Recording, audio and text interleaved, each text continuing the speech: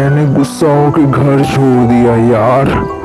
अब मैं क्या करूं यार। मैं मम्मा से गुस्सा होकर मम्मा को डांट के भी घर से भाग आया हूँ। वो दिन मुझे याद आ रही जो मम्मा मुझे बिस्किट खिलाती थी, बहुत प्यार प्यार से बिस्किट खिलाती थी। क्या दिन था यार।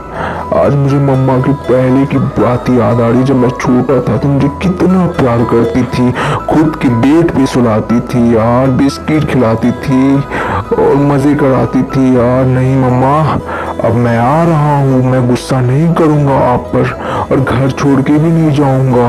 आपकी सारी बातें मानूंगा मैं, पक्का, आई प्रॉमिस मम्मा। मैं बस थोड़ी देर में यहाँ पे से आता हूँ आराम करके।